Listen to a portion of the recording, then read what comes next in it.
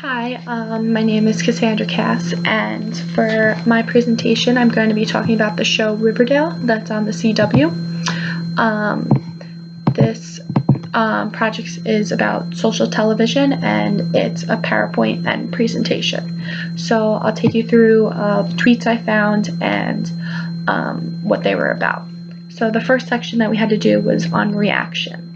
So I found 103 positive tweets about a positive reaction, and then 14 negative reactions, which I thought was pretty interesting because the show was really popular, so I figured there was going to be a lot of more positive tweets than negative, because most people really enjoy the show, and most people like the show.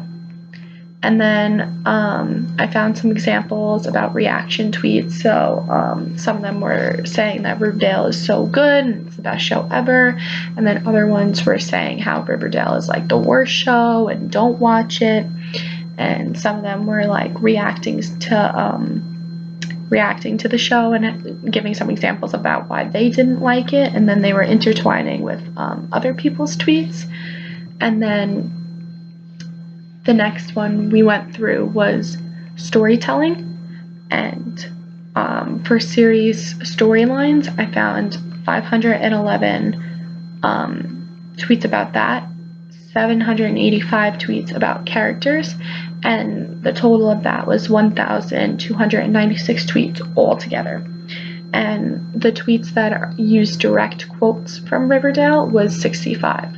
So the series storylines, I figured there would be a lot of that too, because there's so many twists and turns in Riverdale that it makes sense that there would be that many storyline tweets. But the most tweets were actually about characters, and that was 785. And I think that was really cool because there's so many different characters that they could talk about. So I think that's why that was also a big number, because it's a whole high school filled with different kids and all of them have their own stories. So I could see why they would tweet about all the characters in different ways in different circumstances. And then I also found examples of storytelling content. So I found quotes that were from the show, and then I found other quotes from different shows that had to intertwine with this one. People like to storytell in their tweets and write quotes and from their favorite characters and post them and give their opinion on what some of the characters do and if they agree with it or don't agree with it. So there was a lot of tweets about that as well. And then the next one was emotional responses. So there was nervous, sad, love, crying, and angry. So those are the top reactions from the show. So nervous, there was 30 tweets. Sad, there was 48 tweets. Love, there was 55 tweets. And crying, there was 28 tweets. And then lastly, angry was 52. So throughout the show, there's always some twists and turns. So you're either sad or you're happy at some point, or crying or angry in every episode. So I can see why there was the most in angry, because usually the characters you want to live or the characters you want to be together end up not being together, so then you get angry and you talk to other people about why you're angry about certain things.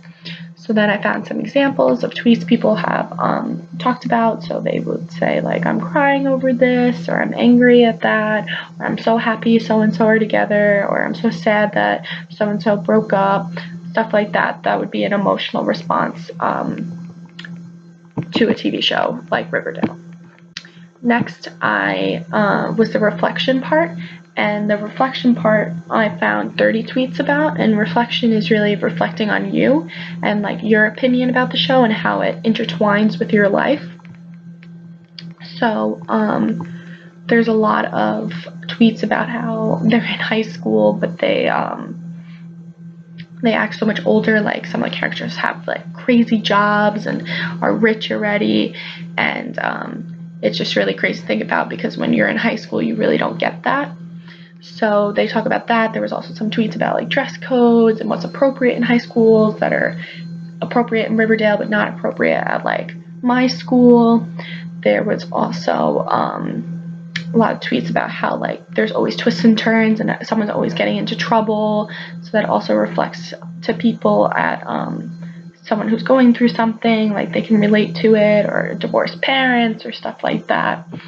And then the next one, the last one I did was online community. So with this, it was retweets, mentions, or hashtags. So with retweets, I had 69. Mentions, I had 115. And hashtags, I had 165. So retweets were the minimum, but mentions had 115, and then hashtags had 165. So you could see how all these different things intertwine with each other. And for the hashtags, they can make up their own hashtags about different characters. Like Luke Perry died in real life, so then they started hashtags about him. They started hashtags about two people in a relationship. They combine their names and make a hashtag, so stuff like that.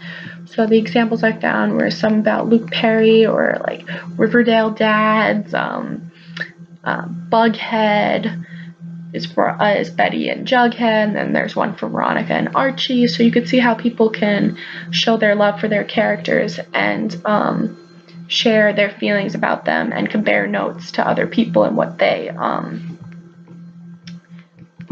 think about their like Riverdale community. So it's really cool to see how people come together and trade ideas and really make up their own ideas, and then even the characters like feed onto it, and then they start retweeting what the fans are retweeting, and it becomes like an online community.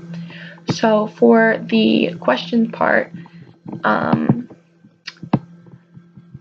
after conducting the study, is there an online community centered around the television series? I would say yes, there is, because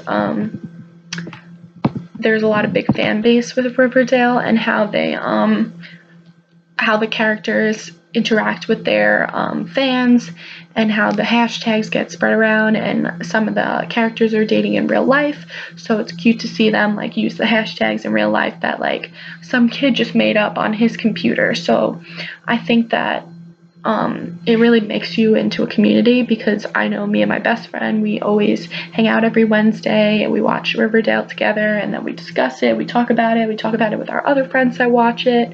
And you know, if we didn't have that show, then we'd probably watch a different show and talk about it. But I can see how friends come together with this type of show to talk about the show and have a community with the show.